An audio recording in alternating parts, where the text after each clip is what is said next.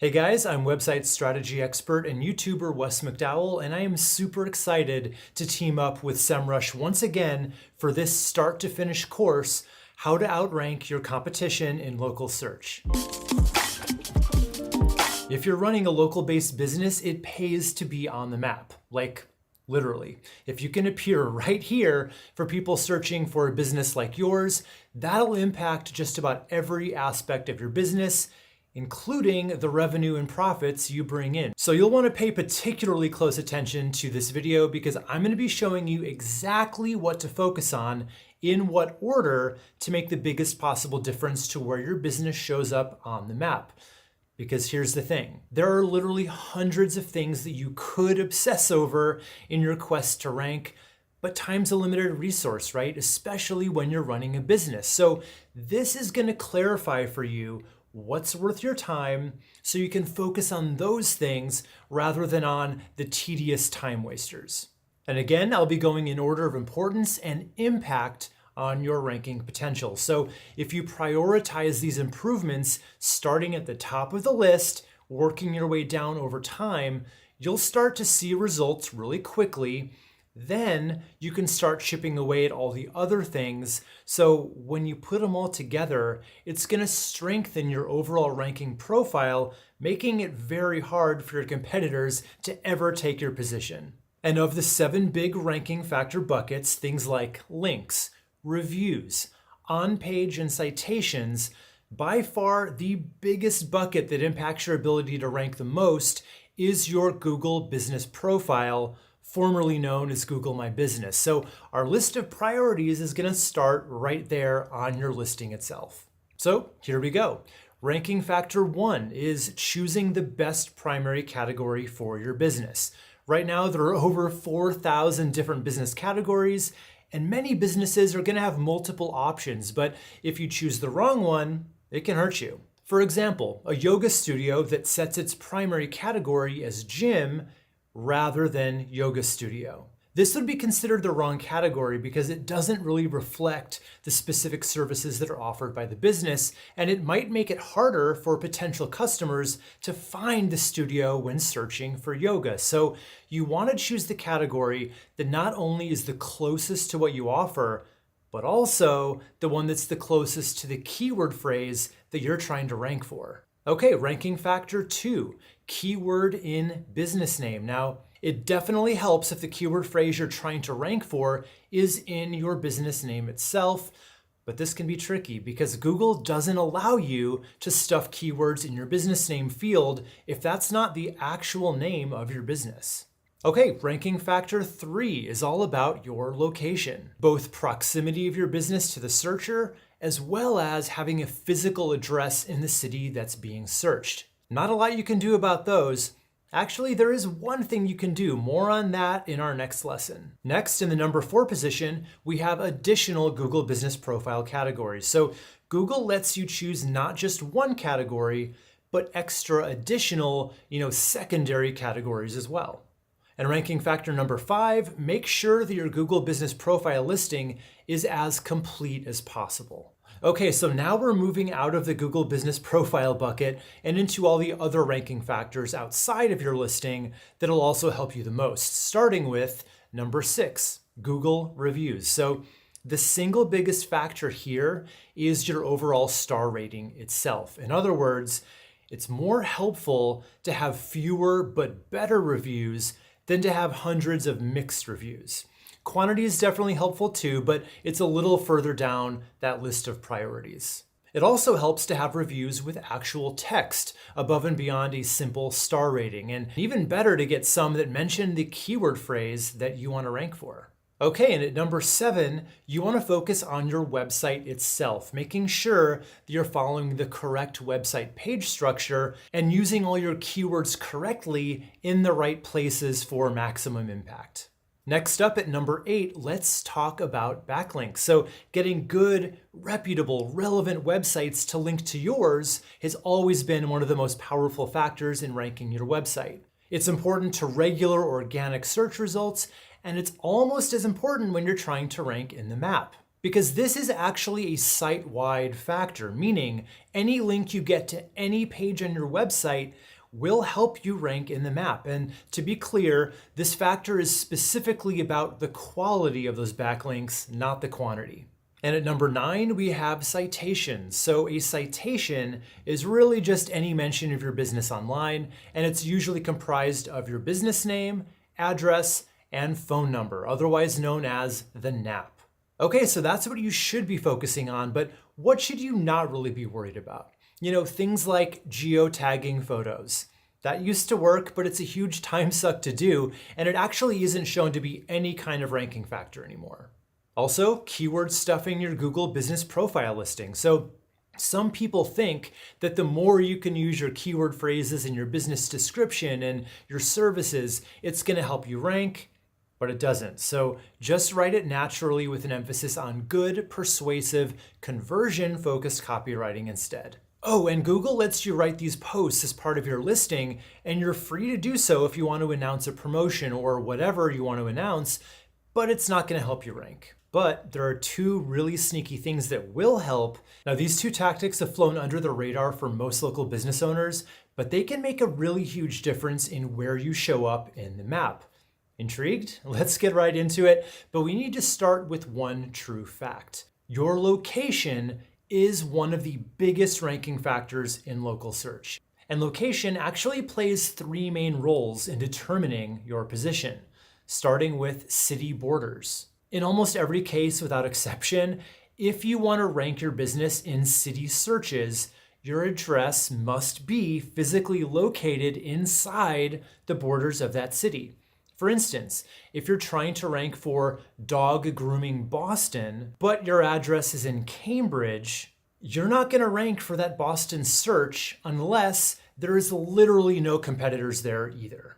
Next, the city center. So not only does a business need to be within the borders of a city to rank there, preferential treatment is usually given to the businesses that are closest to the center of that town. And that doesn't necessarily mean the true geographical center point. It's just wherever Google has decided is the most important part of that town. Usually it's that downtown area where things are the busiest or most densely populated. And finally, proximity to the searcher. So you know how when you search for a business, whether it's on your phone or even on desktop, and you usually see 3 listings that are really close by? Yeah, that's because they prioritize it that way.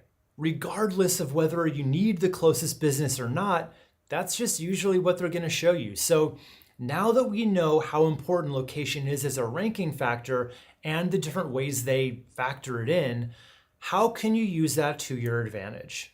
I mean, it's not like you can just move, right? Or can you? Now, if you're a brick and mortar location where customers come into you, this is going to be harder to do and probably prohibitively expensive too. However, if you're more of a service business where you either travel out to customers or if you just work with them remotely, there's a little loophole you can take advantage of if you do it the right way. Here's what Google says. Service area businesses can't list a virtual office unless that office is staffed during business hours. Now, there are 2 interesting little things in that sentence. First of all, they specifically use the phrase virtual office, which by definition is unstaffed. A virtual office is pretty much nothing more than an address that a business uses on paper, nothing more. So this could never really work. But a simple twist of verbiage like a co-working space, however, that could fit the bill very nicely. And depending on your area, there might be one or possibly more than one right where it would do you the most good. And the second part of that statement specifically mentions being staffed as a requirement. So as long as you or a representative of your business is actually working out of that co-working space during business hours, as stipulated by Google themselves, you're playing by their rules. Now, how often they would check on you being there, if ever, I have no idea. So all I will say here is you should follow that rule if you want to keep your listing up.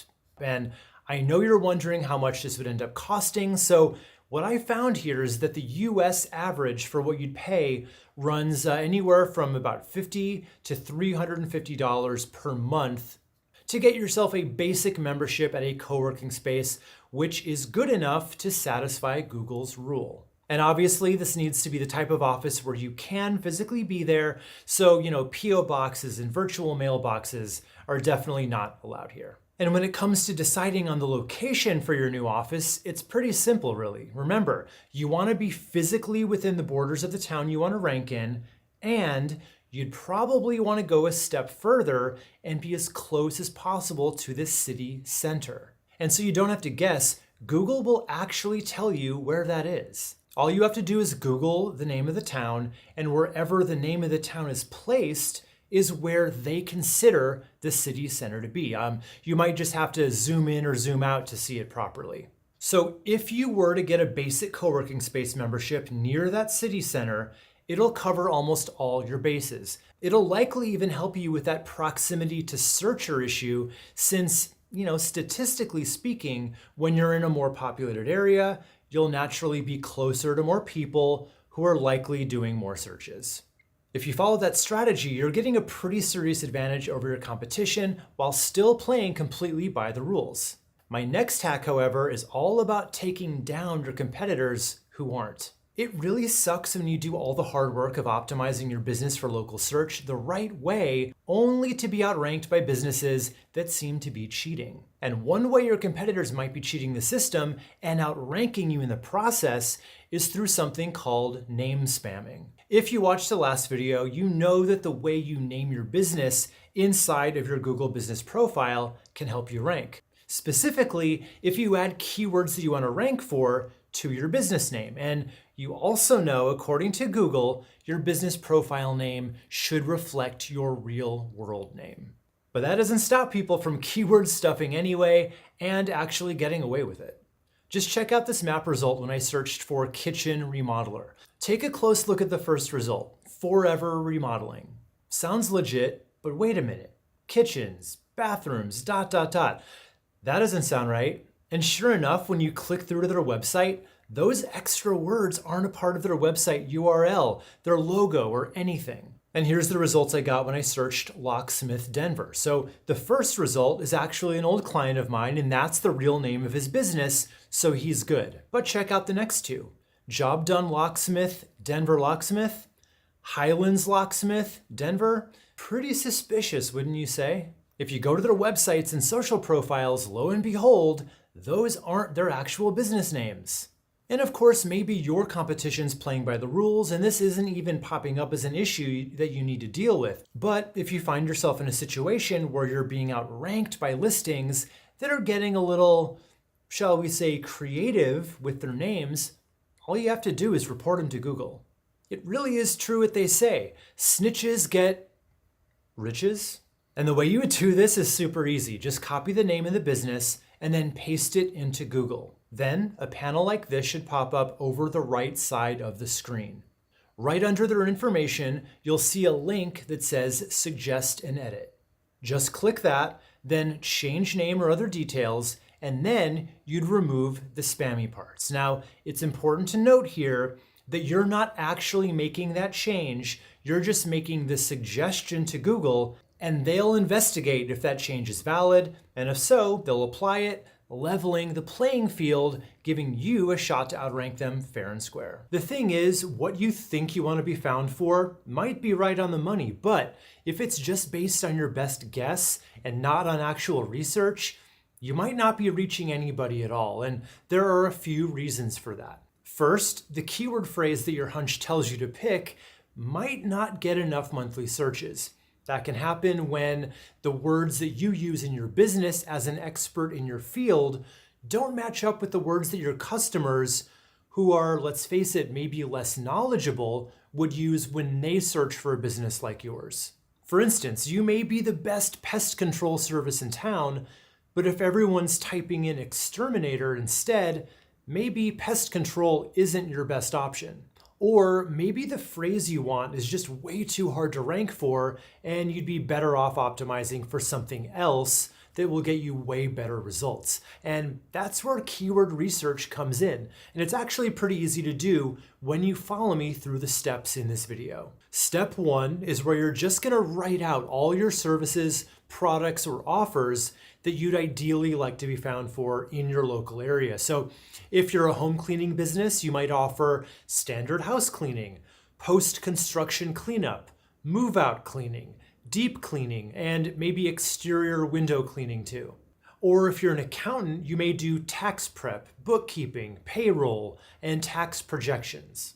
So just write it all down in a list, and then once you have that, it's time for step 2, use SEMRUSH to uncover your best keyword opportunities. To do this, I'm going to show you 2 different methods you can go about this. So first, we'll be using the keyword magic tool. You'll just find that over in the left sidebar menu, and then you'll take your first service and plug it into the keyword field. And since this is for local SEO, you'll want to add in your city name either before or after. Next, you'll just let it work its magic, finding more keywords for you based on that initial seed keyword that you put in. And here's the list. You'll notice there are a bunch of columns here, but I'm going to give you a quick rundown of the really important ones that you'll want to pay especially close attention to. First, we have intent. So people do searches for all kinds of reasons, everything from, searching how to do something themselves, general information, trying to find a specific website that they're looking for, and yes, to find a business like yours. So what you want to look for here are intents that are labeled either C, which stands for commercial, right? They're looking into different brands or services, and T for transactional, meaning they're pretty much ready to actually pull that trigger. The other 2 really important columns here are volume, which shows how many monthly searches each phrase gets, as well as KD, which stands for keyword difficulty. So that's represented by both a number between 1 and 100, and it's also color-coded for really easy skimming. And just like you'd think, green means it'd be an easy keyword to rank for, yellow's slightly harder, orange is worse, and red is just really, really hard. So the trick here is to find the right balance between a difficulty score that's easy enough to try for and a search volume that's high enough to be worth the trouble. What I like to do here is some basic filtering to help me out. So first, I'm going to toggle over to related, which is going to do exactly what it sounds like and show me related phrases that I may not have thought of, but maybe my customers would be using. Next, let's eliminate the ones that might just be too difficult by setting that in the easy to possible range, anything from 0 to 49. Then under intent, I'll just choose commercial and transactional. And because I only want local-based terms, I'm going to tell it to include the city name. And here's where it gets super local in terms of intent. So I want to only see search terms that generate local map pack results. Now to get that, I'm going to go to Advanced Filters, SERP Features, and choose Local Pack. Now I'm left with only these really super targeted, highly relevant keyword phrases. But depending on your situation, there still might be a ton to choose from, right? Well, if I just order them by highest volume, I can see pretty visually what my best bets may be. All I need to do is start at the top and look at these colored circles. And right here, I see these greens, and they have a pretty good healthy volume, so I think these would probably be my top choices. So from here, I would just go ahead and write these down in either a spreadsheet or a simple Word or Google Doc, because we're gonna need them a little later on in the course. And once you've done all that, then you just rinse and repeat this process for the rest of your services, so you're left with a small handful of really golden keyword phrases written down for each of them. So that's the really in-depth way of researching your best keyword opportunities, but I want to show you one even easier way that you can do it. This method's going to help you see who's already ranking where you want to be, then reverse engineering the keywords that are working well for them. Super easy to do with SEMRUSH. But before we can use it, we need to see who's ranking at the top of the map for your business category. So obviously just head over to Google, type in your initial best guess for what you think customers are typing in when they're looking for you, your type of business. Then just see who's at the top of the map listings. But you do want to be sure that they're there organically and that this top result isn't actually a local business ad. So pick the first organic result and click on website. Then just copy their URL and head back over to SEMRUSH. Specifically, we're looking for domain overview on the left sidebar menu. Then just paste your competitor's URL in the box, choose your country, then search. Then you'll scroll down to where it says organic research, and here's where you'll see a short list of keywords. We're going to click the blue View Details button. Now you've got the full list. Depending on who your competitor is, you may have a ton of results or maybe just a few. Now to whittle it down and prioritize our options, we're going to go to the Positions dropdown and choose Top 3. This will show only the search terms that they're being found in the top 3 for. Then go to SERP Features dropdown, on SERP, Local Pack. Now we have a crystal clear picture of the exact terms that they're seeing success with that you can use to compete against them. I just order them by highest volume first, then choose the best ones based on search volume and difficulty score. Write down the ones that you want to shoot for, and now we're ready to move on to the next video where we'll be optimizing your Google Business Profile, the single biggest ranking factor when it comes to local search success. So we already learned that your Google Business Profile contains all the very top ranking factors that are going to determine your placement in the map rankings. And here's where I'm going to walk you through getting that 100% optimized so that it can do you the most good. So we'll maximize each individual element, but more than that, this lesson will show you how to fill out your profile as completely as possible, which is in itself a really big ranking factor. And I'm sure a lot of you watching already have your profile set up to some degree, but again, these are all the optimizations that you can make so it can work even harder for you than it does now. And if you're a brand new business or you just don't have a profile set up yet, we'll quickly start there. So all you need to do to claim your business profile is head over to business.google.com, then click on Manage Now. So you are going to need to be logged into Google. If you're not, it's going to prompt you to do that. From there, you're just going to type in your business name. Then you're going to click on Continue. Okay, so here they're going to ask you what type of business you have. So if it's online retail, basically people are buying through your website, you would check this, but that's not what this course is about. This is mostly about local businesses. So if you're a brick and mortar location where customers can visit your business in person, you would check this box. Or if you're a service business where either you travel out to customers or you just work completely remotely, you would choose this option. And by the way, you can choose both. There are some businesses that have multiple facets to them. Think of a restaurant that people come in and you also make deliveries. Or in the case of the business we're going to be talking about in this lesson, it's a rental car company where people can come in and rent a car, but they also will pick you up at the airport in the car. So this is what's known as a hybrid business. And just click on Next. And then you would choose the most relevant business category. In our case, I'll just start typing in car rental and car rental agency. That's probably the closest thing to it. And then click on Next. And here's where you'll put in all of your business information. Once you put in your address, if you have any kind of a unit number, you could put it on this same line, but it's generally recommended that you add a new line. So you'd put in here, unit 4B, for instance. It just helps Google format it a little bit better. And then from there, you'll click on Next. You'll put in your phone number and your website if you already have one, and then click on Next.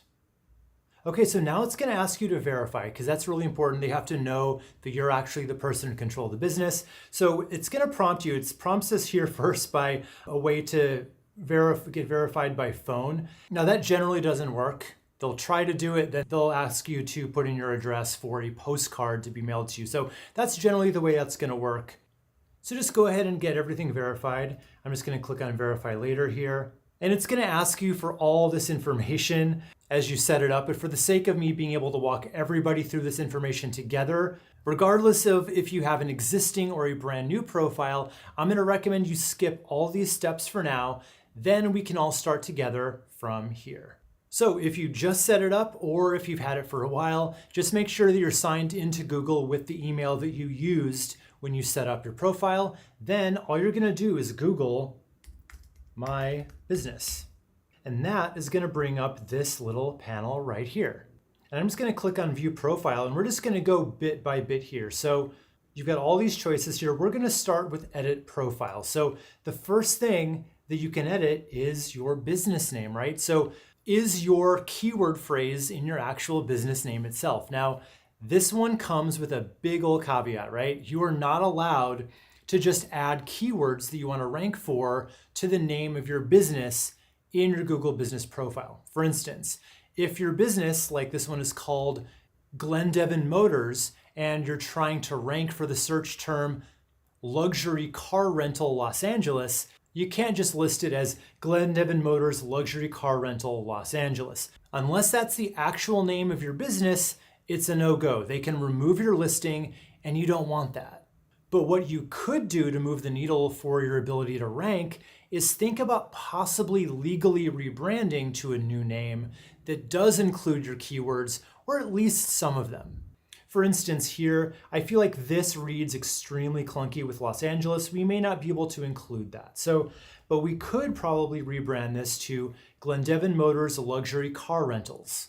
And if you were going to change it legally, that means changing it everywhere, including notifying the government and legally changing your business name, changing it with your phone and utility companies, any existing citations that you already have around the web, as well as updating your logo, website, and signage.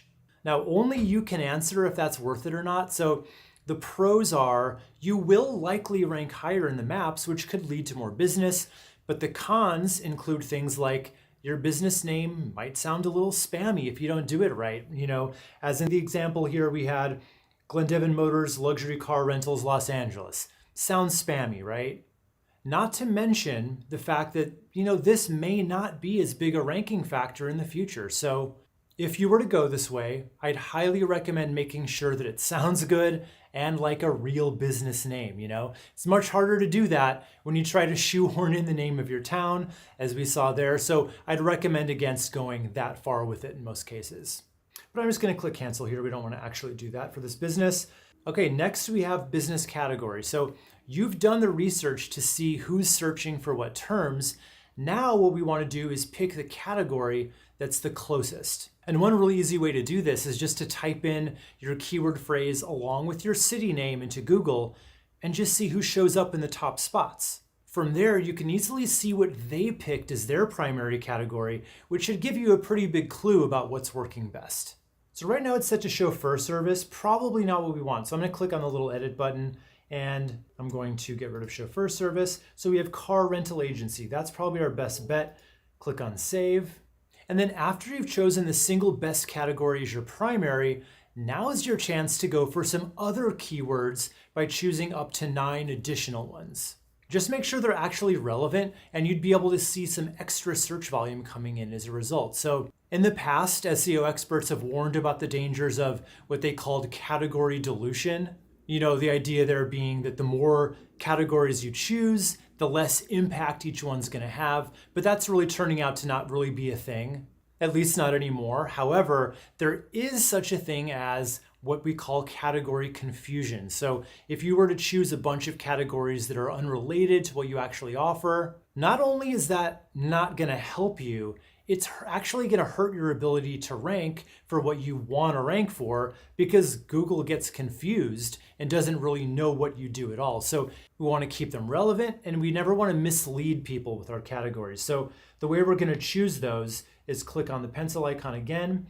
Now we're going to click on add another category, maybe car leasing service if that applies. And we might be able to go for that chauffeur service because they do pick people up at the airport as well. So maybe if people are searching for that, they'll kind of come to the website and be like, oh, I actually do want this. So I'm just going to choose that.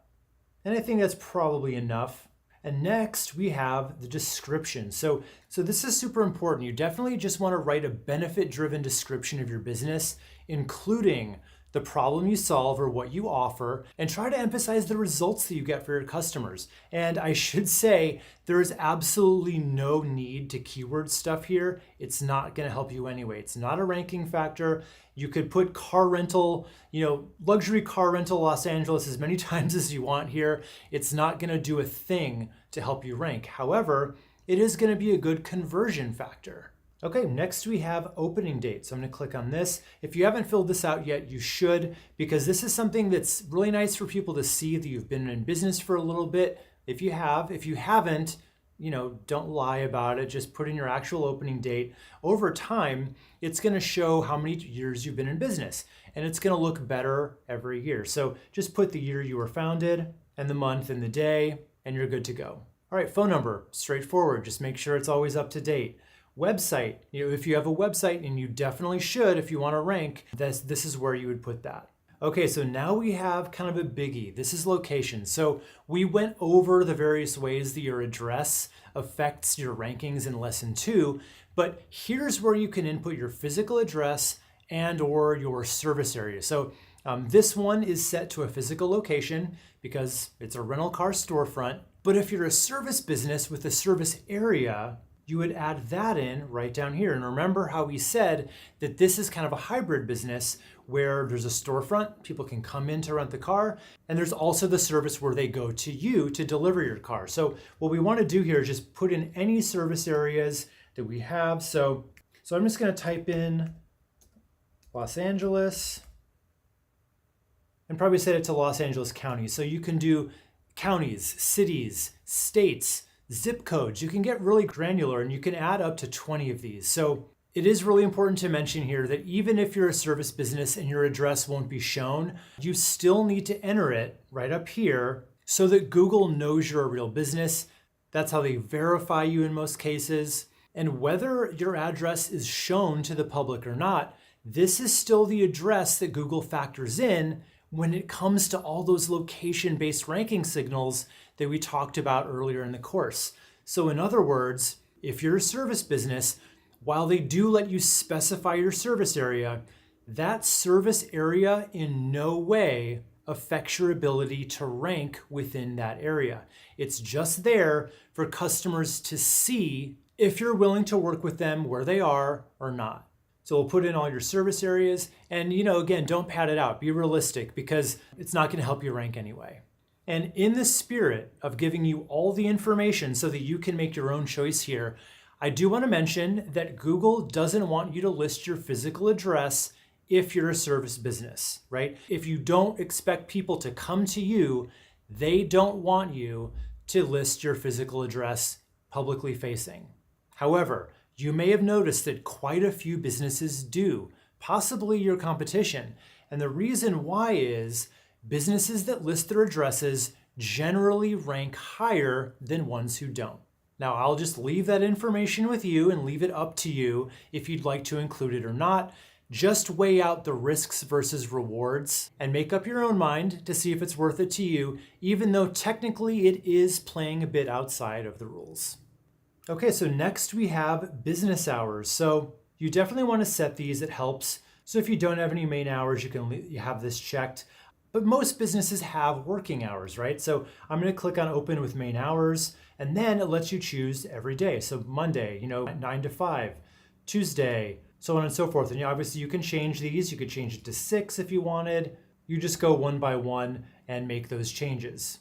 And if you have any specific holiday hours, holidays coming up, this is where you can go in and make those changes so that, people don't get surprised if you're not open when they think you should be. Okay, now going down to more. So here's where it lets you choose these extra business attributes that may be beneficial to certain customers and help you to stand out. So these are going to be different for each business type.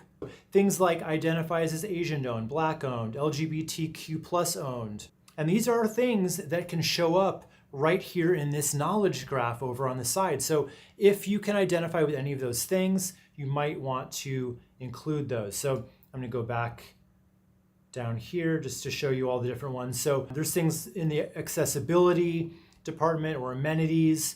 It's going to be different for every business, like I said. Restaurants will have a different set of these than insurance agents would, for instance. And this can actually help you rank higher for certain people if they're searching for a specific attribute. Like, if someone's searching for someplace that's wheelchair accessible, for instance, that could help you rank a little bit higher for that search. Okay, so now clicking out of business information, I know there was a lot there. Next, let's talk about photos. Now, according to Google, listings with photos get 35% more clicks through to their websites than businesses who don't. It's even been shown that by adding photos that are super relevant to your business type can help you because Google's AI can essentially see what's in the photo, and it helps to really tie your business to your category. So to add photos, you're just going to click on Add Photo. Now there's a few of these you want to pay very close attention to. So let's start with cover photo. You're definitely going to want to add something really nice here. This is going to be the main photo in most cases. And you want to go for something really high quality, ideally sized to be 1024 by 576 pixels. And you want it to be non-stock. You want it to be a custom photo. Snapshots are okay, it doesn't have to be super professional looking, but stock photos, they can actually take those down. They know what a stock photo is because they can see it on other people's websites, so they will take those down in most cases. That's why it's really important to be custom. And then from there, let's talk about the logo. So that's really important too. That's going to generally show up as a little circle in your listing, and you want that to be sized about 720 by 720 pixels. And then in terms of just normal photos, bring in as many as you have that are relevant. Start adding photos of your services, your products, your team members, the interior of your space, your exterior. And those interior and exterior shots are going to be really important if you're a brick and mortar business. Okay, moving on, let's go to products and services. So we'll just start with products. So basically, I'm going to click on Get Started, and you're just going to try to fill this out as best you can. It's going to help you rank for people looking for specific products or services, but again, there is no need to keyword stuff these. You just want to add a relevant image, pricing, and short descriptions for each of them. So that's for a product. It's very similar with services, so it's just going to depend what you offer, but I will say this, product listings are more prominent than service listings. Now let's take a look here on this, what's called the knowledge graph over to the side. There's no products or services listed here yet, but if there were a product, it would be shown right here with images. It doesn't really do that for services. So if you're a service business and you have access to product listings, meaning it's here for you, sometimes it won't be here, depends on your category, but if you have access where it says edit products, I highly recommend that you use this instead of services, even if you provide a service. Now, Google's actually on the record as being fine with that, so you're technically not breaking any rules by doing it that way. It just gets you a little extra visibility. Okay, next let's talk about bookings. So this is basically letting you set a link right to the place on your website where people can schedule something with you. Super powerful if that's one of your main calls to action. So you just click on add a link and then you link them right to your contact page, or if your website is linked to like a Calendly account where they can actually get right on your calendar, you would just link right to that page from here. Okay, now let's talk about Q&A. So over here, those are going to show up as well. If people have questions, those will show up here and you can answer them. So I'm going to click on Q&A, and generally speaking, if there are no questions, it's a good idea for you to get the ball rolling. Think of this almost like an FAQ section where you can answer, your top 3 to 5 questions that people are always calling you about or emailing you about. Then just answer them completely here. So I'm going to click on Ask a Question, and you would ask it here, right? Can you pick me up from LAX? Then you'd click on Post, and then you would answer it. And then just click on Post. Easy as that. And you would do that for your top 3 to 5 questions.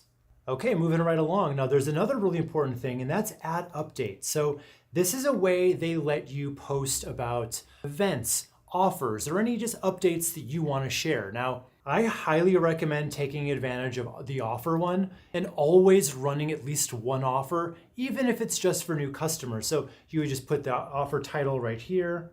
You'd set the start date, you'd set the end date. Now the end date, you can set it to 1 year in the future. So that makes it easy to just kind of have an offer always running. You don't have to change it every week, just change it once a year. You can even put it right back to the same thing.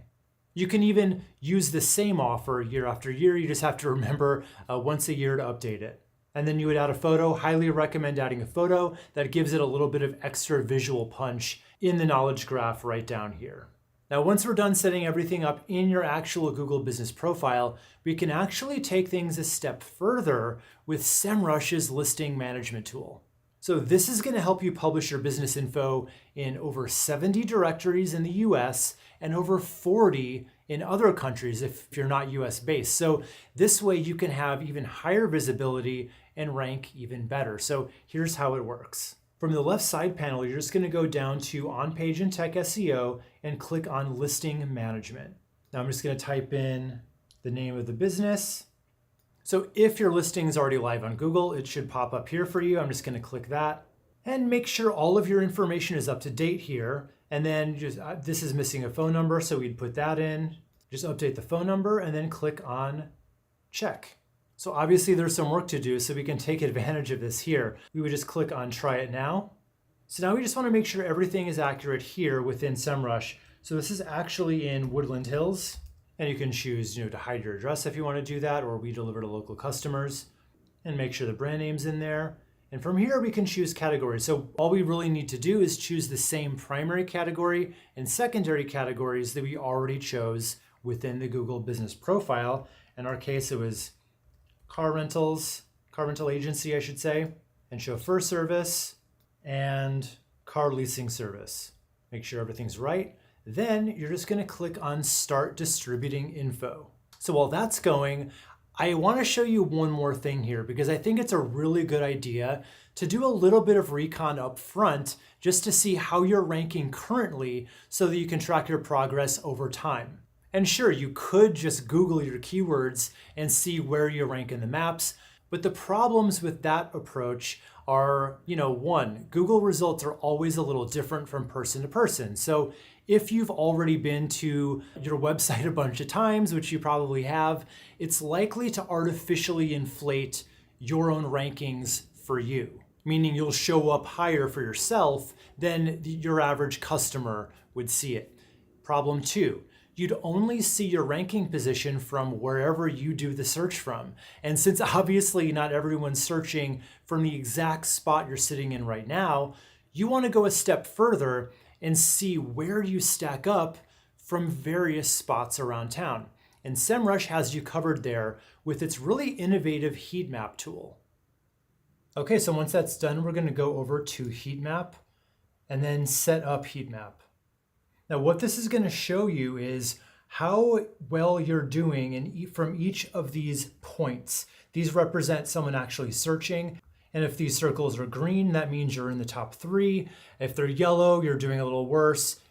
Okay, so the first thing we need to do is actually set up the keyword phrases that we want to rank for. So they already have it set as the primary category, but maybe you want to rank for different search terms like car rental Los Angeles, or luxury car rental, or luxury car rentals. So basically you put in up to 10 keyword phrases that you want to be ranked for. And then here's where you're going to choose the scan radius. So you can choose from kilometers to miles if you're based in the US.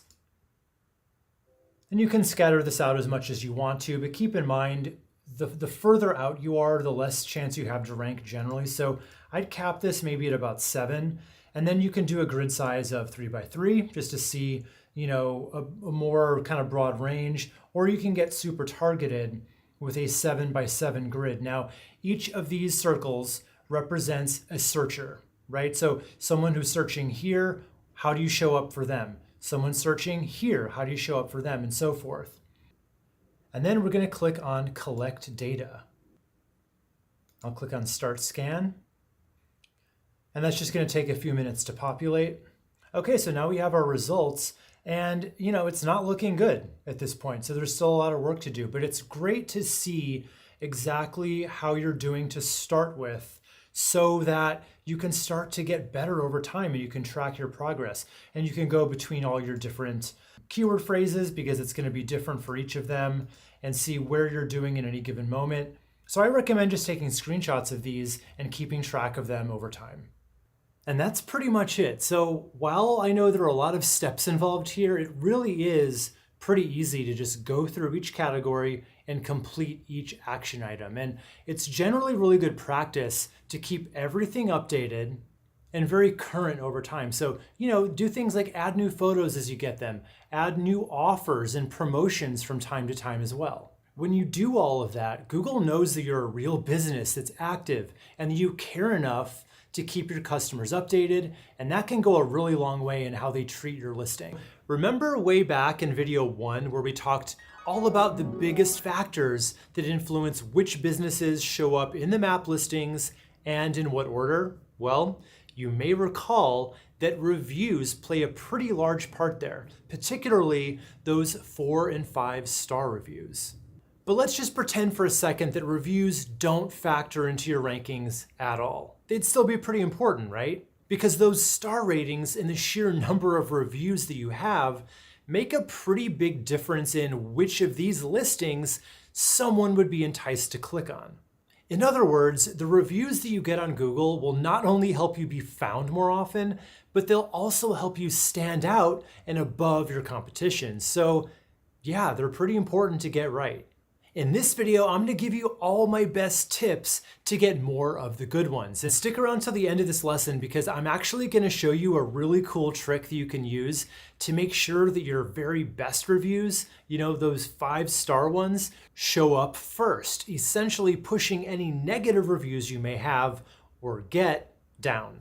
Now, the first thing you might wanna do here is just take a quick inventory of the reviews that you currently have, just to see how much work there is to be done in this step. And SEMRUSH actually makes this super easy with their review management tool. So you're gonna find that under the Local SEO tab on the left sidebar. So just click Review Management, and then you'd simply enter in the name of your business. As long as it's already listed in Google, it should pop up for you. And it's gonna show you a few really important stats.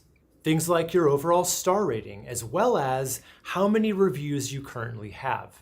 And coming up pretty soon here, you'll actually be able to check yours against your competitors, so you'll have a really clear picture of how many more you need to be competitive. So now let's talk about how you'll get more reviews, specifically those 4 and 5 star ones. So first, and this should go without saying, you have to actually earn them, right? No hacks or tactics or tips I'm going to share here today will help you get 5-star reviews if you deliver a 1 or 2 star product or service. I just want to make sure we're all on the same page there. So, okay, you're a high quality business offering a 5-star service, but even so, the way to ensure lots of great reviews all comes down to making it as easy as possible on your customers to actually give you one, because I really do believe that people are inherently good and they want to help a business that helped them, particularly when it's a small local business. But people are still people, and I'm not going to say they're selfish, but they can certainly be protective of their time. So to help make it super easy on them to leave you a review, you want to grab a direct review link that brings them right to the screen where they choose a star rating and can write their review. And the way to get that is to just Google My Business, then View Profile, Read Reviews, then click the blue Get More Reviews button. From there, they're going to give you a short link that will take people right where they need to go. So you've got the direct review link, but how do you get it to your customers in a way that will make them actually want to use it? It's all in how you ask and when you ask. So the very best time to ask for a review is right after you've helped them and you know that they're extremely satisfied. The less time that passes, the better your odds are at capitalizing on all the goodwill that you just built up by providing them with excellent service. Not only are they more likely to leave you a review at that point, but when it's recent, it's fresh in their mind, right? Meaning the content of that review is much more likely to be detailed and contain all the little things that make a review really come alive. And in the end, that's gonna make that review much more persuasive. And the other side of this equation is how you ask. So this is pretty much gonna depend on how you work with customers. So do you interact with them in person? If so, ask them face to face as soon as you're done working with them. If you work with customers remotely, you can ask via email, but actually the very best way to ask in this case is over text message. And the reason that works so well is all about the numbers. So the average open rate of emails is right around 20%, but the average open rate for an SMS campaign is 98%. And by extension, response rates for text messages are also much higher than emails. Just make it personal and then give them a reason to leave that review, even if that reason's nothing more than, it's really gonna help us out as a local business. Again, people really do want to be helpful, and if you make it easy on them by texting them that direct link, you're going to get some really high response rates. So that's the best strategy for getting those reviews consistently over time. But there's more to the story. When potential customers are looking at those reviews, they're not only looking for what your past customers are saying about you, they're also paying attention to what you're saying back. And that's why it's so important to respond to every single review you get. When you get a good one, awesome. Just respond back without a template, make it personal. Thank them for being a customer and let them know how much that nice review means to you and for your business. That simple response is going to signal amazing customer service, and responding to reviews can also help, undo some of the damage done by any potential negative reviews too. So let's say the worst thing happens and you get a terrible 1-star review, You've basically got 4 possible ways that you can handle it. 1, you could ignore it. That's a mistake because it just lets it hang there without the benefit of your side of the story. Plus, it makes your business look like you just don't really care. Not a great look. 2, you can lash back. Also not good. So while I totally get how satisfying it can be in the moment to give the negativity that they're giving you right back to them, fight that impulse. It's just going to make you look unprofessional and like you're not really willing to make the situation right. Take a look at this real owner response to a 1-star review that was left. Does this look like it's de-escalating the situation? No, it's actually making things a lot worse, right? This owner just comes across as belligerent, and whether he's right or not, a response like this is very likely to do more damage than the original 1-star review would on its own. So that brings us to option 3, to respond in a measured way that addresses what went wrong, and more importantly, that you're willing to fix it. So if the complaint is from a real customer, just let them know how sorry you are that this happened and what you're willing to do to make it right. Even if you think that they're in the wrong, even if you know this customer can't be salvaged, you should still do this, not just for that person, but for the benefit of all your future customers who are reading this interaction. And trust me, they're reading it. People can't resist this kind of drama, right? So use that to your benefit. And if it's a fake negative review from a competitor or an ex-employee or any non-customer, which happens, by the way, it's weird, but it happens, you should still respond to that in a really calm manner, just saying that you're really sorry, but you don't have any record of them or their experience, and just to, provide more details so we can help you out. And they're probably not going to respond back to that. And if you suspect that this review is fake, that's when you can use option 4.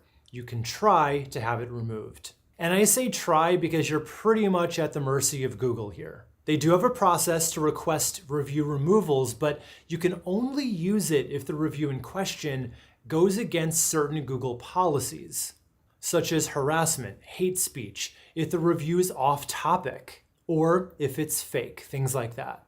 So if you have a review that you think might qualify for any of those, just read Google's documentation to see exactly which policy that you believe the review violates. Then you just click the little blue button to get the process started. But really important to know here, you can't get a review removed just because you disagree with it or don't like it.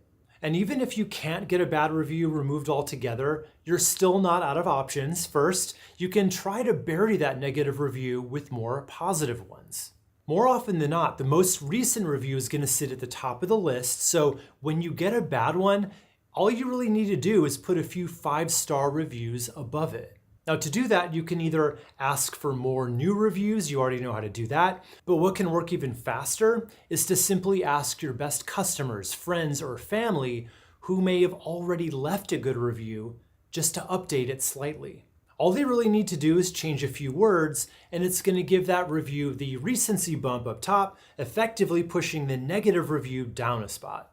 And if you wanted to take this tactic a step further, here's a really cool trick you can use to make sure that your very best reviews stay up at the top for as long as possible. So if you have a really particularly good review that tells a really compelling story of how you've helped them or helps overcome a really common objection, what you can do is reach out to the person who left the review and ask them if they wouldn't mind updating it by adding a photo to it. That not only pushes it up to the top because of recency, it'll actually stay up there for a lot longer because Google does prioritize reviews with photos. And before we wrap this video up, it's important to know this about negative reviews. Embrace them. A few negatives sprinkled in with your glowing 5-star reviews are actually a good thing, and here's why. They're authentic. They make the rest of your better reviews more believable. People are naturally going to be a little on guard when they see a business with tons of perfect 5-star reviews and nothing else, because it doesn't seem real and just doesn't seem quite right. But if you have a 4.7, 4.8, that's actually the sweet spot. So embrace them, keep them, and respond to them in a way that makes people see that you're a real human business who cares about your customers, and you're gonna do just fine, all right? In our next lesson, I'm gonna show you what you need to do on your website to line up perfectly with your Google Business Profile and amplify its effects so you can not only rank higher in the maps, but keep more of the traffic you get so that more of your casual visitors actually turn into what you really want. Specifically, how should it be organized and what should go on your key pages so that everything lines up perfectly with all that hard work we've already done on your Google Business Profile and to help amplify your ranking potential. Now, there's a whole lot you can do here from an SEO perspective, but I want to start this lesson out with one really big warning. Don't overdo it. Almost every YouTube video you'll see about on-page search engine optimization will encourage you to make a page something like this.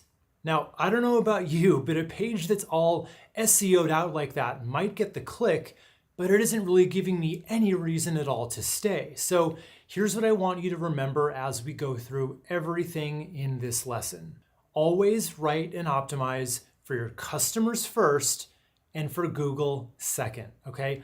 Google's getting smarter every day, and you don't need to do all the keyword stuffing and information cramming that you used to. If your page hits on all the right information and is interesting enough to get people to stick around longer, you're gonna do just fine. So now that we're on the same page, let's get right into it. So remember way back in lesson 3 when we found your winning keyword phrase or possibly phrases? Well, this is where we're going to be using them. Now, depending on your business, you may have one general product or service you're trying to rank for, or you might have a few. Going back to one of our examples, if you're a Chicago-based accountant, you may want to rank for general accounting services, as well as bookkeeping and tax preparation. So if you have multiple offers like that, it would make sense to organize your website into multiple service or product pages. That way, your homepage can talk about the big umbrella keyword, which would be accounting. Then your bookkeeping service page can rank for that term and so forth. Because if you tried to rank for all of them right in your homepage, that's just going to confuse Google. So let's keep your various offerings separated by keywords or keyword groupings. And when I say grouping, I really just mean to group like keyword phrases together. For instance, your homepage might have the primary keyword accountant Chicago, as well as Chicago CPA or accounting firm in Chicago. So these are all really close variations on the same idea, so they would belong on the same page. So starting with your first page, which is likely to be your homepage, you're just going to go through the following checklist, and then you'd want to do the same for your additional product or service pages one by one. First of all, you should have your primary keyword phrase picked out for your page. Now, this is the one you identified as being your single best ranking opportunity. Got it? Good. So you're going to want to use that in a few key areas here, including in the page's title tag. And that's what's going to show up right here in the browser tab. So right here it just says primary keyword, so that's where that would go. You also want to use it in the main headline, also known as the H1. So that's usually just the big headline at the top of any page. But here's where it can get a little tricky if you're not careful. So remember, you want to write for people first, and when you add your keyword phrase in a space as prominent as the H1 here, it can feel a little utilitarian. So just do your best to try to work it in a way that reads naturally. And if it really doesn't work, that's okay. We can move on to the next space to put it. And you'd also want to use it in at least one H2 or H3 tag. So this is a good example of an H2 headline. They're basically the subheadlines on your page, and it really helps if you can work it into one of them, and again, try to make it natural. You're also going to want to use it a few times in the body copy, sprinkled throughout the page where it makes sense. I've got one here and right here. So something to keep in mind here is you add in your keywords, generally speaking, the higher up on your page that you can include them, the harder they're going to work for you. However, it's also really important that you put them where they make the most sense to include them. So I'm going to leave it up to you to use your best judgment. And again, write for your customers first. You're also going to want to include it in whatever the main image on your page is. So this is at the very top. This is the hero section. You want to include it in the alt tag of your main image. This is the highest, most prominent image here, and alt text is really just the text description that you can give to your images, and you'd usually control that in the media section if you're using WordPress. And if you're working on a non-home page, like one of your service pages, for instance, it would really help to use your keyword phrase in the URL string. For instance, let's say you run a cleaning company called Clean Pros, and you'd like to rank one of your service pages for window cleaning Miami. You'd likely want to name that page cleanpros.com/window cleaning Miami. And you'd want to separate all those words with hyphens. Now, obviously that doesn't really apply if it's the home page, but it works great for all those other service pages you want to rank. Okay, so we're still working on that first page, and after you've worked in all those primary phrases in those key areas, it's time to round it out with your secondary keywords. These are the ones that you found in your research that are also going to be good ranking opportunities for you, as well as some closely related words and your city name. And for each of these, I also like to go bit by bit through the page and find little opportunities to include them wherever it makes sense to do it. Again, making sure it still reads well and doesn't feel off in any way. No stuffing, no stilted language, but if it makes sense to include the phrase, CPA in Chicago, add it in. And just like before, the higher up on the page that you can get to these, the more they'll count. So I have it once here in, the subheadline, and you can put it again in an H2 or an H3.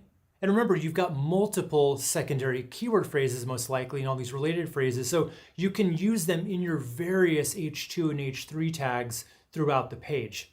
And a great place to include these is in an FAQ section. You can see I've got a primary keyword in the first one and maybe a secondary keyword here. It's just a really natural place to work it in usually. And then once you've done that, you're going to want to find all the rest of the images on your page. And you're going to want to give each of these alt text that coincides with those secondary phrases, as well as those closely related words that make sense to use. Now, it can always look a little off when you try to add your city name over and over again in a page, so I do have a little trick up my sleeve for adding your city name a few extra times, and that is going to be right here in your testimonials section. So all you need to do, and this looks really natural, is include the city and the state on the line right after the person's name. It looks perfectly natural that way, and you get a little extra local credit.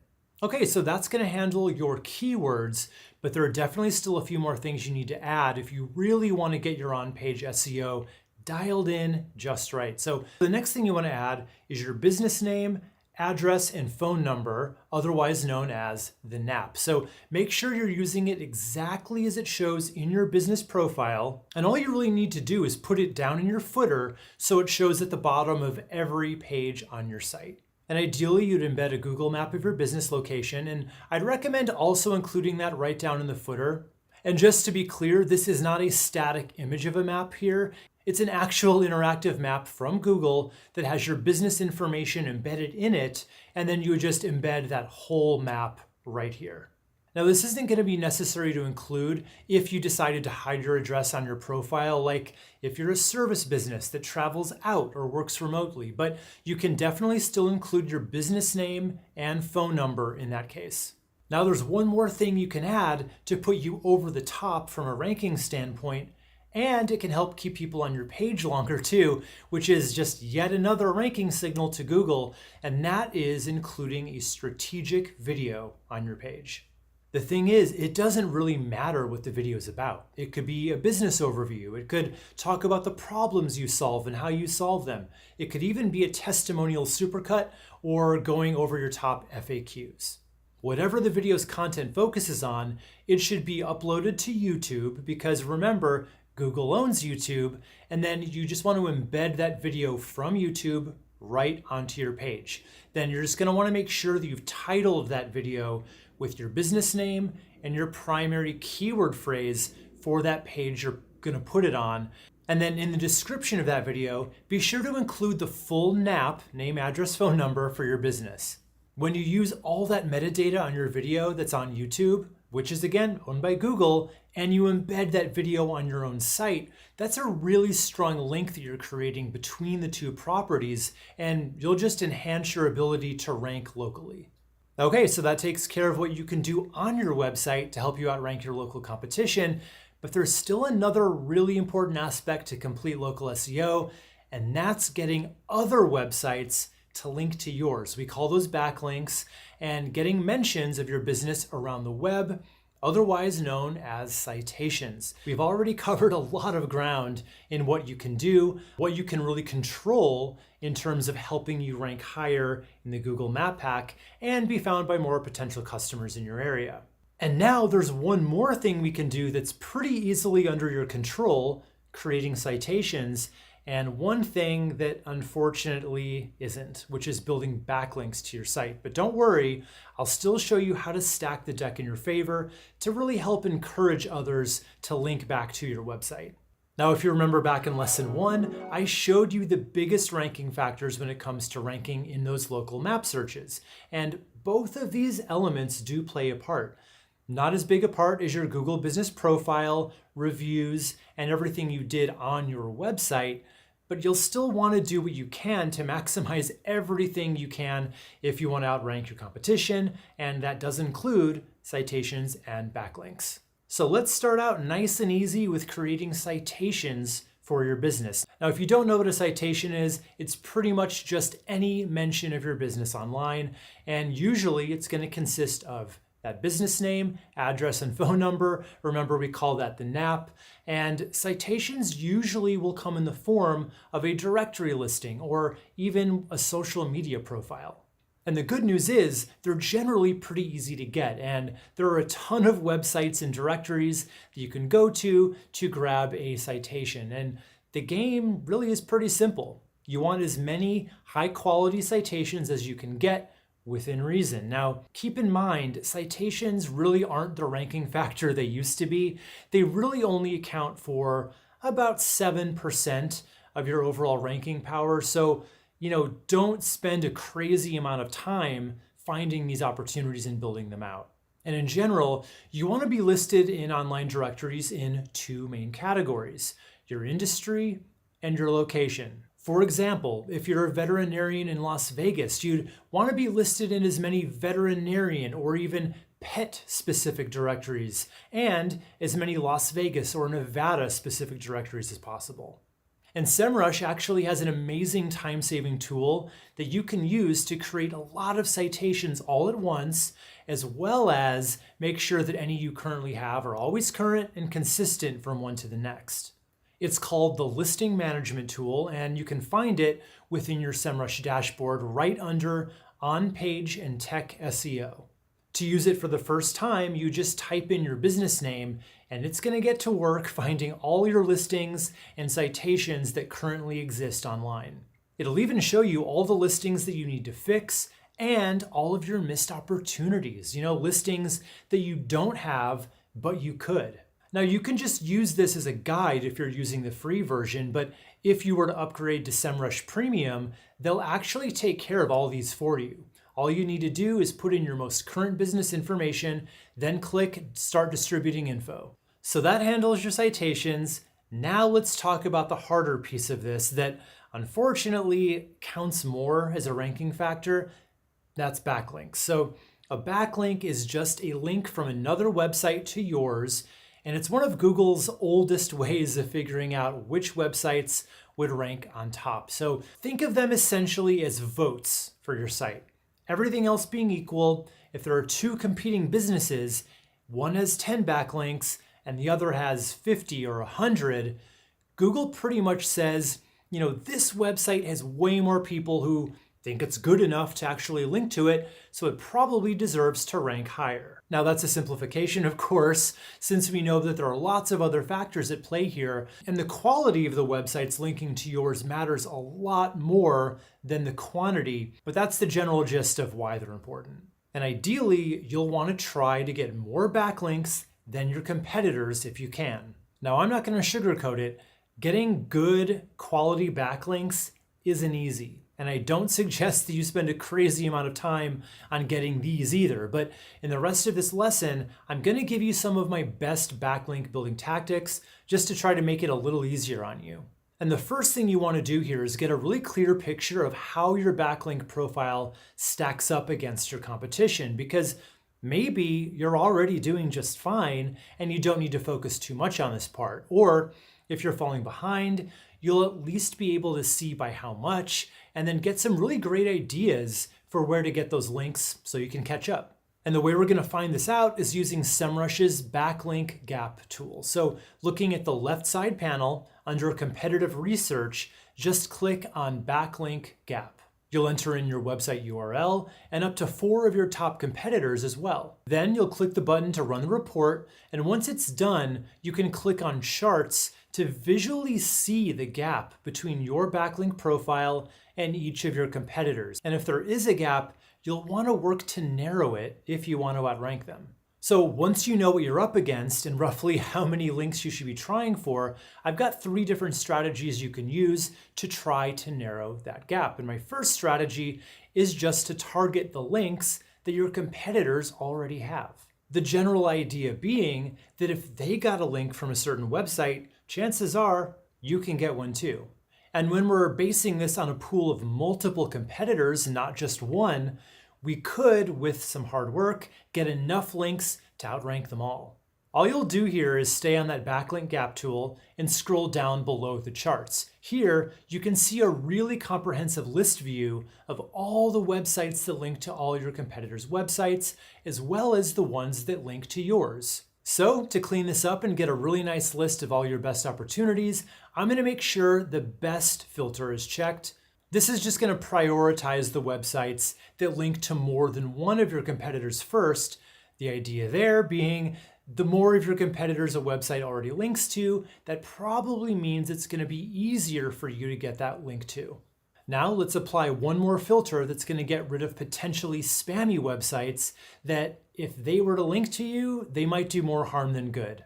I'm just going to click on authority score and input a minimum value of 20. So you may want to be even more cautious and set it to 30, but keep in mind, in general, the higher the authority score of a website, the more valuable the link will be, but the harder the link's usually going to be to get to.